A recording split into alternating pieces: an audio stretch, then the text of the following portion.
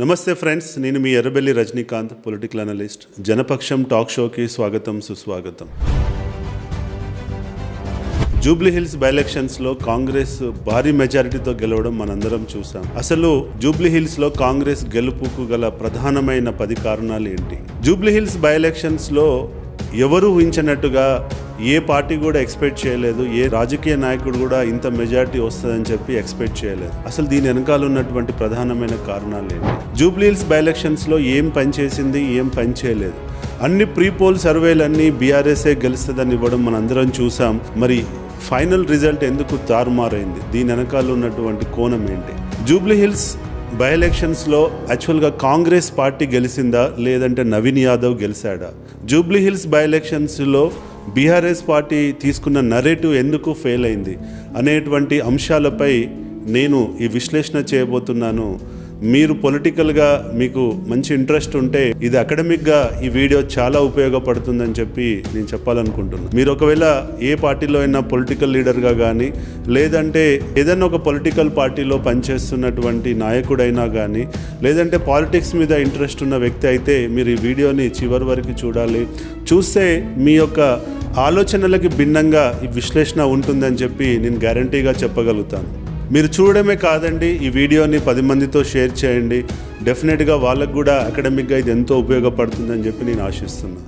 So విశ్లేషణలోకి వెళ్ళి ఆ 10 కారణాలు ఏంటి అనేది విశ్లేషించే ముందు ఫస్ట్ మా ఆర్గనైజేషన్ ఏంటంటే, రాష్ట్ర రాజనీతి స్ట్రాటజీస్ ద్వారా మేము ఎన్నో pre poll surveys, exit poll, post poll survey చేయడం జరిగింది. మేమిచ్చిన ఎగ్జిట్ పోల్ ఏంటంటే, కాంగ్రెస్ పార్టీ 11% ప్లస్ ఆర్ మైనస్తో గెలవబోతుంది, 17,000 నుంచి 25,000 వరకు మెజారిటీ వచ్చే పరిస్థితి ఉందని చెప్పి మా యొక్క ఎగ్జిట్ పోల్స్ రిలీజ్ చేయడం జరిగింది. ఇవాళ ఫైనల్ రిజల్ట్స్ చూస్తే ఎగ్జాక్ట్లీ మేము ఏదైతే చెప్పామో అదే జరిగింది. ఏ సర్వే ఏజెన్సీ కూడా ప్రిడిక్ట్ చేయనంతగా కాంగ్రెస్ పార్టీ 25,000 మెజారిటీ వస్తుంది అని చెప్పి అంచనా వేసినటువంటి ఏకైక ఆర్గనైజేషన్ ఏదైనా ఉందా అంటే అది మా రాష్ట్ర రాజనీతి స్ట్రాటజీస్. ఏ పొలిటికల్ కన్సల్టింగ్ కంపెనీ కూడా ఇంత అక్యురేట్గా ఎస్టిమేట్ చేయలేదు అన్నది కూడా వాస్తవం.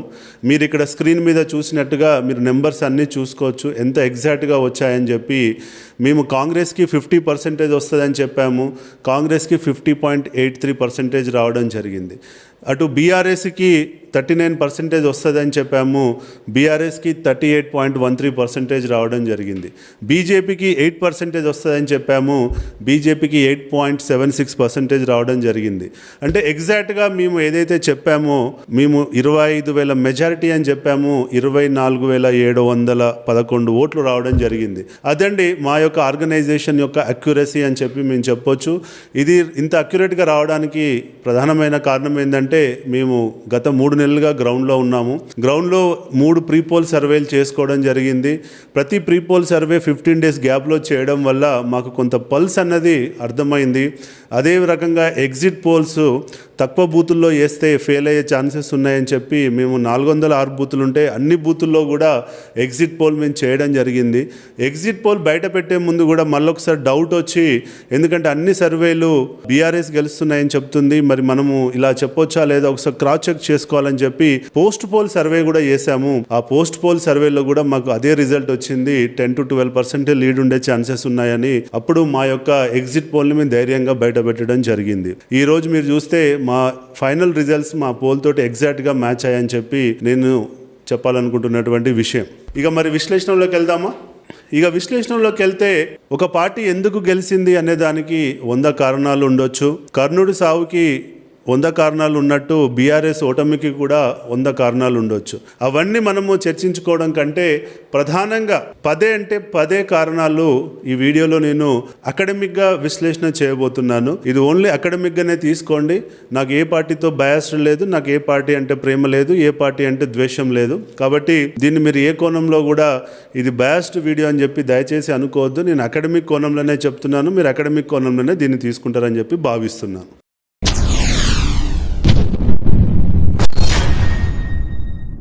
మొదటి కారణం ఏంటని మనం విశ్లేషించినట్లయితే, కాంగ్రెస్ పార్టీ పై వ్యతిరేకత ఉంది, అయినా మరి జూబ్లీహిల్స్లో ఎందుకు గెలిచింది, మరి అంటే జూబ్లీహిల్స్లో గెలిచింది అంటే కాంగ్రెస్ పార్టీపై వ్యతిరేకత లేదా అనేటువంటి చర్చ కూడా మనం చూస్తున్నాం. సో ఇక్కడ నేను చెప్పాలనుకుంటున్న పాయింట్ ఏంటంటే కాంగ్రెస్ పార్టీపై వ్యతిరేకత ఉంది, అది వాస్తవం. అది జూబ్లీహిల్స్ బై ఎలక్షనే కాదు, మీరు ఏ గ్రామం పోయినా ఏ పట్టణం పోయినా కానీ ఈ మాట ప్రజలే చెప్తారు. ఎందుకంటే మేము కొన్ని లోకల్ బాడీ ఎలక్షన్స్లో సంబంధించిన సర్వేలు కూడా చూస్తే కాంగ్రెస్ పార్టీపై వ్యతిరేకత ఉందన్నది వాస్తవం. అయినా కానీ మరి జూబ్లీహిల్స్లో ఎందుకు గెలిచింది అంటే కాంగ్రెస్ పార్టీ కంటే ఎక్కువ నవీన్ యాదవ్ యొక్క ఇండివిజువల్ స్టేచర్ కానీ, నవీన్ యాదవ్కి ఉన్నటువంటి సింపతి ఫ్యాక్టర్ కానీ, నవీన్ యాదవ్కి ఉన్నటువంటి కాడర్ కానీ, నవీన్ యాదవ్ ఈ గత 15 సంవత్సరాలు చేసిన పని ఇవాళ నవీన్ యాదవ్ని గెలిపించింది అన్నది వాస్తవం. కాంగ్రెస్ పార్టీ బలంతోటో, కాంగ్రెస్ పార్టీ యొక్క నరేటివ్ తోటో, కాంగ్రెస్ పార్టీ యొక్క కష్టంతోటో ఇవాళ జూబ్లీ బై ఎలక్షన్ గెలవలేదు. నవీన్ యాదవ్కు ఉన్నటువంటి ఇండివిజువల్ స్టేచర్ వల్ల గెలిచాడు అన్నది ఇక్కడ మనం పాయింట్ నోట్ చేసుకోవాలి. ఎందుకంటే ఆయన ఇప్పటికీ 2 సార్లు పోటీ చేయడం, ఆ 2 సార్లు పోటీ చేసి ఓడిపోవడం, తద్వారా తనకు ఎంతో కొంత ప్రజల్లో సింపతి ఉంది. కొంత ఈ క్రమంలో ఈ 15 సంవత్సరాల తన రాజకీయ జీవితం క్రమంలో కొంత క్వాలిటీ నెట్వర్క్ని, క్వాలిటీ రిలేషన్స్ని, క్వాలిటీ కనెక్టివిటీని పెంచుకున్నాడు. అది ఈ రోజు ఆయనకి పర్సనల్గా పనిచేసింది అన్నది కూడా వాస్తవం. కాబట్టి ఇక్కడ గెలిచాం కాబట్టి కాంగ్రెస్ పార్టీపై వ్యతిరేకత లేదు అంటే మాత్రం అది తప్పు విశ్లేషణ అవుతుంది. కాంగ్రెస్ పార్టీపై వ్యతిరేకత ఉంది, పెద్దలు దాన్ని అర్థం చేసుకోవాలి, దానికి తగిన చర్యలు తీసుకొని దాన్ని కరెక్షన్ చేసుకొని లోకల్ బాడీ ఎలక్షన్స్లోకి కానీ ఫర్దర్ ఎలక్షన్స్లోకి వెళ్తే అది పార్టీకి ఉపయోగపడుతుంది తప్ప ఇది గెలిచాం కాబట్టి మాకు మొత్తమే వ్యతిరేకత లేదు అని కనుక మొండిగా వాదిస్తే డెఫినెట్గా వాళ్ళ గొయ్యి వాళ్ళే తోకున్న వాళ్ళు అవుతారన్నది వాస్తవం.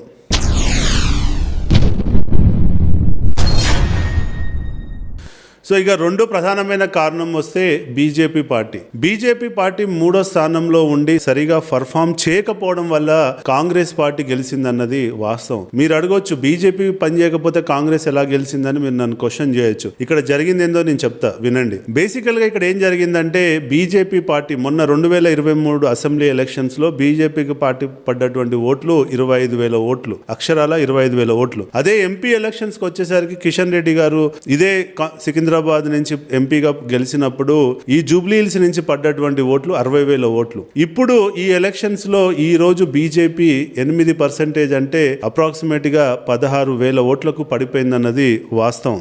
మరి అంతేకాదండి, ఈ బీజేపీ ఇంత డ్రాస్టిక్ గా పడిపోయినప్పుడు ఆ ఓటు ఎక్కడికి పోయిందన్నది మనం విశ్లేషించాలి. మేము ఫస్ట్ రౌండ్ మొత్తం ప్రీపోల్ 3 రౌండ్ సర్వేలు చేసాం. ఫస్ట్ రౌండ్ సర్వేలో బీజేపీకి 20% ఉంటే అది కాస్త 2వ రౌండ్ సర్వేకి వచ్చేసరికి 15%, థర్డ్ రౌండ్ ప్రీపోల్ సర్వేకి వచ్చేసరికి 10% పడిపోయింది. యాక్చువల్ రిజల్ట్ వచ్చేసరికి 8% పడిపోయింది. అంటే 20% ఉన్నటువంటి బీజేపీ 8% పడిపోయిందంటే మధ్యలో 12% vote bank ready to available ఉండే. అయితే అది బీఆర్ఎస్ కి వెళ్ళొచ్చు, అది కాంగ్రెస్ కనే వెళ్ళొచ్చు. కానీ ఇక్కడ మెజారిటీ ఆఫ్ ద 12% ఓట్లో నా అంచనాల ప్రకారం 6 to 7% of the BJP vote Congress కి వెళ్ళిందన్నది వాస్తవం. ఎందుకంటే నవీన్ యాదవ్ కు ఉన్నటువంటి ఇండివిజువల్ కనెక్టివిటీ స్టేచర్ వల్ల తను డైరెక్ట్ గా బీజేపీలో ఉన్నటువంటి డివిజన్ స్థాయి నాయకులని లాస్ట్ మూమెంట్ లో కొనుక్కోవడం, లేదంటే బుజ్జగించుకోవడం, లేదంటే ప్రేమ అభిమానంతో కలుపుకోవడం వల్ల వాళ్ళు బీజేపీ నుంచి కాంగ్రెస్ కి వచ్చి అక్కడ ఉన్నటువంటి ఓట్లని వాళ్ళ బూత్ ఏజెంట్లని కూర్చోబెట్టి వాళ్ళు ఆర్గనైజ్ చేసి బీజేపీ నుంచి ఓటు ట్రాన్స్ఫర్ చేయడంలో వాళ్ళు సక్సెస్ అయ్యారన్నది వాస్తవం. యాక్చువల్ గా బీజేపీ కోర్ ఓటు ఏదైతే ఉందో అది అలానే ఉంది 8%. పైన ఉన్నటువంటి ఏదైతే మూవబుల్ ఓటు అంటామో అది నాన్ ఐడియాలజికల్ గా బీజేపీకి ఉన్నటువంటి ఓటు అది కాస్త బీఆర్ఎస్ కి వస్తుంది అనుకొని వీళ్ళు అంచనాలు వేశారు. కానీ చివరి మూమెంట్ లో అది ఎక్కువ మోతాదులో కాంగ్రెస్ కి వెళ్ళింది. దాని వల్ల కూడా బీఆర్ఎస్ కి నష్టం జరిగింది, కాంగ్రెస్ కి హెల్ప్ అయిందన్నది ఇక్కడ వాస్తవం. ఏ బై ఎలక్షన్ తీసుకున్నా 3వ స్థానంలో ఉన్న ఓటు ఎటు పోతుందో వాళ్ళే గెలిచే అవకాశాలు ఉంటాయి. మీరు చూస్తే దుబ్బాక బై ఎలక్షన్స్ లో 3వ స్థానంలో ఉన్న కాంగ్రెస్ ఓటు బీజేపీకి పోవడం వల్ల అక్కడ బీజేపీ అభ్యర్థి గెలవడం చూసాం. హుజరాబాద్ బై ఎలక్షన్ లో 3వ స్థానంలో ఉన్న కాంగ్రెస్ ప్రీపోల్ సర్వేలో 12% చూపెట్టిన కాంగ్రెస్ ఎలక్షన్స్ కి వచ్చేసరికి అది 2% పడిపోవడం వల్ల ఆ 10% ఈటల రాజేంద్ర గారికి బీజేపీకి వెళ్ళడం వల్ల ఆడ బీజేపీ గెలవడం చూసాం. ఇలా ఏ బై ఎలక్షన్ తీసుకున్నా 3వ స్థానంలో ఉన్నటువంటి ఓటు నిలబడదు. ఎందుకంటే ఎప్పుడు అది బైపోలార్ అవుతుంది. తద్వారా 3వ స్థానం ఓటును ఎవరు ఆర్గనైజ్ చేసుకోగలిగితే వాళ్ళకి అడ్వాంటేజ్ వస్తుంది. ఇక్కడ కూడా అదే జరిగింది. 3వ స్థానంలో ఉన్న బీజేపీ సరిగా పర్ఫామ్ చేయకపోవడం వల్ల, వాళ్ళ ఓటు వాళ్ళు కాపాడుకోకపోవడం వల్ల ఇవాళ ఇండైరెక్ట్ గా కాంగ్రెస్ ని గెలిపించారు బీజేపీ అన్నది వాస్తవం.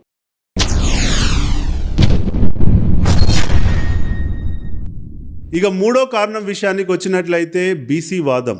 ఈ మధ్యలో మీరు 6 నెలల నుంచి రాష్ట్ర వ్యాప్తంగా ఎక్కడ చూసినా కాంగ్రెస్ 42% రిజర్వేషన్ తీసుకురావడం కోసం ఎంతో కొంత ప్రయత్నం చేస్తుందనేటువంటి నరేటివ్ ఇవాళ ప్రజల్లో ఉంది. ప్రజలు దాన్ని నమ్ముతున్నారు, బీసీలు కూడా దాన్ని నమ్ముతున్నారు. అదే క్రమంలో ఈ రోజు ఆ 42% రిజర్వేషన్ ఇంప్లిమెంటేషన్ అయ్యే క్రమంలోనే జూబ్లీ బై ఎలక్షన్ రావడం, అందులో వాళ్ళకి అదృష్టంగా ఒక మంచి బీసీ నాయకుడు దొరకడం వల్ల, బీసీ క్యాండిడేట్ కి టికెట్ ఇవ్వడం వల్ల కూడా డెఫినెట్ గా అది బీసీ వాదము టికెట్ రెండు కలిసి వచ్చి నవీన్ యాదవ్ కి హెల్ప్ అయింది అన్నది వాస్తవం. అటు బీజేపీ బీసీకి ఇవ్వకపోవడం, ఇటు బీఆర్ఎస్ బీసీకి ఇవ్వకపోవడం వల్ల, అంటే మొత్తం రాష్ట్ర వ్యాప్తంగా ఉన్న బీసీలే కాదు, నియోజకవర్గంలో ఉన్న బీసీలు కూడా నవీన్ యాదవ్ కి ఓటేయాలని చెప్పి ఒక కన్సాలిడేషన్ చేయడానికి ప్రయత్నం జరిగింది. ఆ ప్రయత్నం జరిగింది కాబట్టి ప్రతి రౌండ్ లో కాంగ్రెస్ కి లీడ్ వచ్చింది. లేదంటే అంత ప్రతి రౌండ్ లో లీడ్ వచ్చే పరిస్థితి లేదు ప్రీపోల్లో.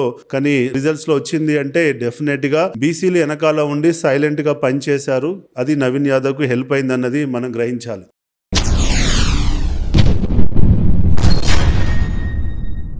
ఇక 4వ కారణం విషయానికి వచ్చినట్లయితే మైనారిటీ ఓటు. యాక్చువల్ గా ఈ జూబ్లీ హిల్స్ లో ఎప్పుడు మాగంటి గోపీనాథ్ గారు గెలిచినా మైనారిటీ ఓటు తోటి ఎక్కువ గెలిచాడు. మైనారిటీ ఓటులో బీఆర్ఎస్ కి ఎప్పుడు కూడా 50 to 55% ఉండేది. 40 వరకు కాంగ్రెస్ కి ఉండేది, ఒక 5% ఎంఐఎం కి ఉండేది. అలాంటిది ఈ జూబ్లీ బై ఎలక్షన్స్ లో మైనారిటీ ఓటు ఫ్లిప్ అయి కాంగ్రెస్ కి వెళ్ళింది. మైనారిటీ ఓటు 55% ఓటింగ్ కాంగ్రెస్ కి పడితే 40% మాత్రమే బీఆర్ఎస్ కి పడ్డది అన్నది వాస్తవం. సో ఎందుకు ఈ ఫ్లిప్ అయిందని మీరు అడిగినట్లయితే దీనికి ప్రధానంగా కొన్ని కారణాలు ఏంటంటే, జనరల్ గా మైనారిటీస్ ఎవరు రూలింగ్ లో ఉంటే వాళ్ళ వైపు కొంత మొగ్గు చూపడం అన్నది మనం చూస్తూ వస్తున్నాం. ఎందుకంటే ఏదో పని జరుగుతుందని ఆశతో వాళ్ళు ఎవరు రూలింగ్ లో ఉంటే వాళ్ళ వైపు వెళ్తుంటారు. దానికి తోడుగా లాస్ట్ మూమెంట్ లో అజారుద్దీన్ కి చెప్పినట్టుగా వాళ్ళకు మినిస్ట్రీ ఇవ్వడం, అంటే అజారుద్దీన్ కి ఇవ్వడం వల్ల ఓటు మారింది అనట్లేదు, కానీ మినిస్ట్రీ మైనారిటీకి ఇవ్వడం వల్ల కొంత మైనారిటీకి కమ్యూనిటీకి లాభం అవుతుందని వాళ్ళు భావించడం, దాని తోడుగా ఎంఐఎం పార్టీని కాంగ్రెస్ హక్కున చేర్చుకోవడం వల్ల ఎంఐఎం పార్టీ, ఎంఐఎం లీడర్లు కూడా గ్రాస్ రూట్ లెవెల్లో చాలా హార్డ్ వర్క్ చేశారు. చాలా మైక్రో లెవెల్కి వెళ్ళి ప్రతి డివిజన్ లో, ప్రతి కాలనీలో వాళ్ళు కూర్చొని వాళ్ళ ఓటును కన్సాలిడేట్ చేయడం కోసం వాళ్ళు ప్రయత్నం చేశారు. తద్వారా కొంత వాళ్ళకి మైనారిటీ ఓటు ఉన్నటువంటి డివిజన్లలో కాంగ్రెస్ కి ఓటు లాస్ట్ మూమెంట్ లో ఫ్లిప్ అయిందన్నది కూడా వాస్తవం.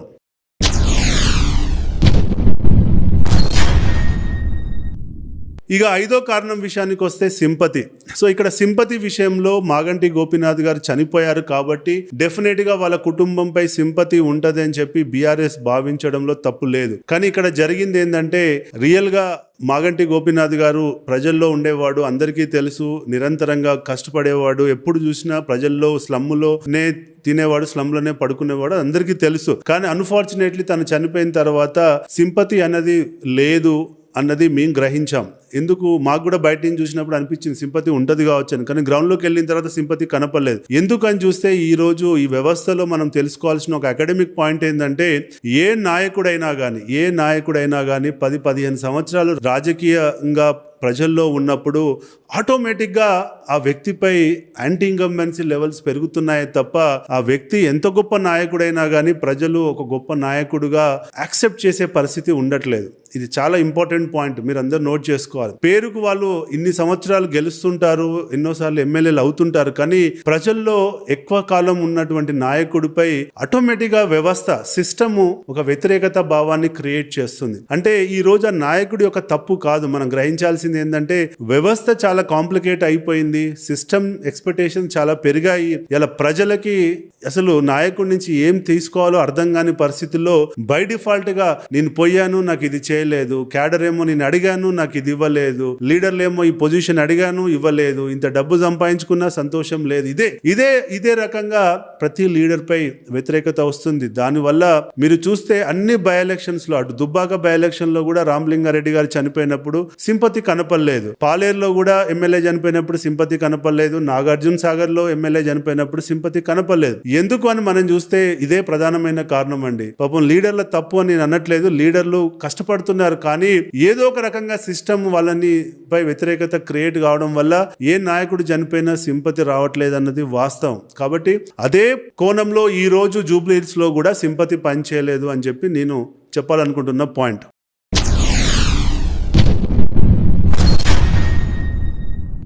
ఇక ఆరో విషయానికి వస్తే, ప్రధానంగా ఆరో కారణం ఏంటి, బీఆర్ఎస్ ఎందుకు ఓడిపోయింది అనే దాని విషయాన్ని కనుక మనం వచ్చినట్లయితే, బేసిక్ గా కార్డర్లెస్ బూత్ అండ్ లీడర్లెస్ డివిజన్. మీరు మళ్ళీ రాసి పెట్టుకోండి, కార్డర్లెస్ బూత్ లీడర్లెస్ డివిజన్ అంటే ఏంటంటే, ఈ గత 10-15 సంవత్సరాలుగా ఆ కాన్స్టిట్యున్సీలో ఒక క్వాలిటీ కార్డర్ని బూత్ లెవెల్లో, ఒక క్వాలిటీ లీడర్షిప్ని డివిజన్ లెవెల్లో క్రియేట్ చేసుకోవడంలో అటు మాగంటి గారు ఫెయిల్ అయ్యారు, ఇటు పార్టీ ఫెయిల్ అయింది అన్నది వాస్తవం. ఎందుకు అనంటే, ఎమ్మెల్యేలు ఎవరు కూడా వాళ్ళే ఉండాలి, ఇంకెవరు ఎదగొద్దు అనేటువంటి ఒక ఉద్దేశంతో లీడర్లని కార్డర్ని పెంచట్లేదు. మరి పార్టీ ఏం చేయాలి? పార్టీ ఎప్పుడు కార్డర్ని తయారు చేసుకోవాలి. ఒక ఎమ్మెల్యేపై డిపెండ్ అయితే ఇదే ప్రమాదం ఉంటుంది. ఇవాళ ఎమ్మెల్యే లేడు కాబట్టి ఇవాళ ఎలక్షన్ చేయాలంటేనే కనీసం బూత్ ఏజెంట్లు దొరకనటువంటి పరిస్థితి. ఇలా రాష్ట్ర వ్యాప్తంగా ఇంకెన్ని కాన్స్టిట్యున్సీలు ఉన్నాయన్నది ఈ రోజు బీఆర్ఎస్ ఆత్మవిమర్శ చేసుకోవాలి. ఆత్మవిమర్శ చేసుకుంటేనే డెఫినెట్ గా పార్టీ ఉపయోగపడుతుంది. భవిష్యత్తులో బలంగా పార్టీ నిర్మాణం అయ్యేటువంటి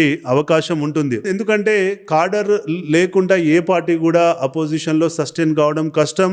రూలింగ్ లో ఉన్నప్పుడు హవా నడుస్తుంది, కానీ అపోజిషన్ కి వచ్చినప్పుడు పార్టీ బలమైందన్నది తెలుస్తుంది. ఇలాంటి బై ఎలక్షన్స్ వచ్చినప్పుడు ఇంకా ఎక్కువగా తెలుస్తుంది. కాబట్టి యాజ్ ఏ బీఆర్ఎస్ పార్టీ వాళ్ళు కూర్చొని అన్ని బై ఎలక్షన్స్ లో ఏం జరిగింది అనే దానిపై ఆత్మవిమర్శ చేసుకుంటే, వాళ్ళకు దొరికే ప్రధానమైన అన్ని ఎలక్షన్స్ లో కామన్ గా ఉండేటువంటి పాయింట్ ఏంటంటే కార్డర్ ఇష్యూస్, లీడర్ ఇష్యూస్. వీళ్ళెవరు కూడా పార్టీతో ఐడియాలజికల్ గా కనెక్ట్ అయ్యి లేరు, పార్టీతో ఎమోషనల్ బాండింగ్ లేదు. ఉన్న వాళ్ళంతా ఎక్కువ మంది ఆపర్చునిస్టిక్ లీడర్షిప్ ఉంది. బీఆర్ఎస్ లో ఆపర్చునిస్ట్ లీడర్షిప్ ఉంది కాబట్టి ఎదుటోడు ఎంత ఎక్కువ ఆఫర్ చేస్తే అంత వెళ్లిపోయేటువంటి లీడర్షిప్ తప్ప పార్టీ మీద ప్రేమ, అభిమానము, పార్టీ యొక్క ఐడియాలజీతో కనెక్ట్ అయినటువంటి లీడర్షిప్ ఇవాళ బీఆర్ఎస్ లో లేదు. కాబట్టి ఈ అంశంపై బీఆర్ఎస్ పార్టీ నిద్రలేసి ఆలోచిస్తే వాళ్ళకి డెఫినెట్ గా డైరెక్షన్ దొరుకుతుంది. ఈ రాబోయే 2-3 సంవత్సరాలలో దానిపై ఫోకస్ చేస్తే తప్ప పార్టీ నిర్మాణం చేయకపోతే డెఫినెట్ గా పార్టీ ఇబ్బంది అయ్యేటువంటి పరిస్థితి ఉంటుంది. అది వాళ్ళు ఆలోచించుకుంటే భవిష్యత్తు ఉంటుంది.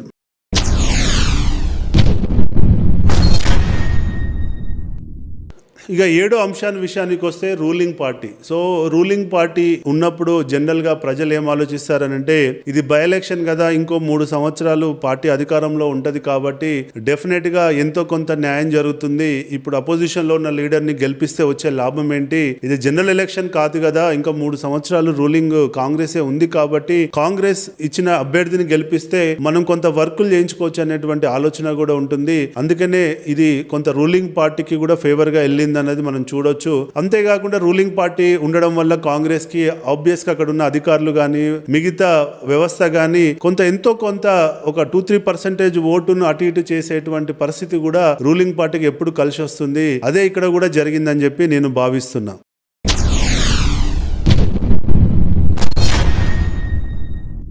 నెక్స్ట్ 8వ కారణం విషయాన్ని కనుక మనం విశ్లేషించినట్లయితే, కొంత మాగంటి గోపీనాథ్ గారు చనిపోయినప్పటి నుంచి ఆ కాన్స్టిట్యున్సీలో కొన్ని పనులని ఫాస్ట్ గా లిస్ట్ డౌన్ చేసుకొని కాంగ్రెస్ ఎగ్జిక్యూట్ చేసి ప్రజల యొక్క మన్నన పొందడంలో ఎంతో కొంత సక్సెస్ అయిందన్నది వాస్తవం. వాళ్ళు ఇమ్మీడియట్ గా అక్కడ కొంత మినిస్టర్స్ ని డిప్లాయ్ చేసి అక్కడ ఆ ప్రాంతంలో ఉన్న కొన్ని మేజర్ సమస్యలను ఐడెంటిఫై చేసి వాటికి ఇమ్మీడియట్ గా జీవోలు తీసుకొచ్చి, టెండర్లు తీసుకొచ్చి కొంత ప్రోగ్రెసివ్నెస్ చూపెట్టారు. మమ్మల్ని గెలిపిస్తే ఇంకా మిగతా పని కూడా చేస్తామని చెప్పి ఆశ చూపెట్టడం వల్ల కూడా కొంత కాలనీలలో చర్చ జరిగింది. అరే ఇంత బాగా వర్క్ నడుస్తుందని. కొన్ని ఏరియాలలో యూటర్న్స్ విషయంలో ఇబ్బంది పడుతుంటే కూడా ఇమ్మీడియట్ గా ఆర్డర్స్ ఇచ్చి యూటర్న్స్ ని ఎత్తివేయడం జరిగింది. తద్వారా కూడా కొంత ప్రజల్లో చర్చ జరిగింది అన్నది కూడా మనం చూసాం. కొన్ని గేటెడ్ కమ్యూనిటీలలో వాటర్ బిల్స్ పెండింగ్ ఉన్నా గానీ గవర్నమెంట్ దాన్ని మాఫీ చేసింది అన్నది కూడా మనకు వచ్చినటువంటి మన దృష్టికి వచ్చింది. ఇలాంటి కొన్ని పనులు చేయడం వల్ల వాళ్ళకు కొంత అడ్వాంటేజ్ అయిందన్నది వాస్తవం.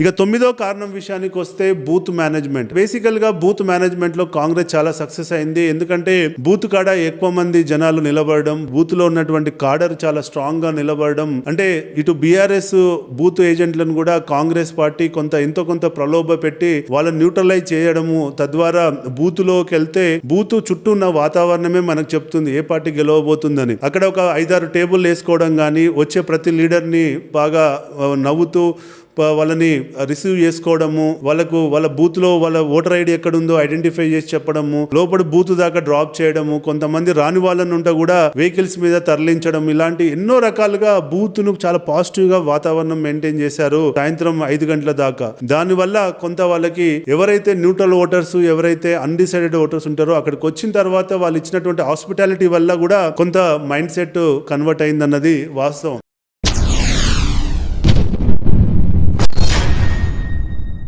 ఇక ప్రధానంగా లాస్ట్ 10వ కారణం విషయానికి వస్తే పోల్ మేనేజ్మెంట్. ఇంకా పోల్ మేనేజ్మెంట్ గురించి మనం చెప్పాల్సిన అవసరం లేదు. కాంగ్రెస్ పార్టీ తను ఎన్నడూ చేయనంత విధంగా పోల్ మేనేజ్మెంట్ చేసింది. ఓటర్లను ఐడెంటిఫై చేసుకోవడము, ఆ ఓటర్లకి డబ్బు రీచ్ అయ్యేటట్టు చేసుకోవడంలో డెఫినెట్ గా కాంగ్రెస్ అప్పర్ హ్యాండ్ అని చెప్పి మనం చెప్పాల్సిందే. ఇంకా అదంతా మీరు ఆల్రెడీ చూసారు ఎలా జరిగిందో, దానిపై డీప్ గా మనం వెళ్ళి కూడా లాభం లేదు.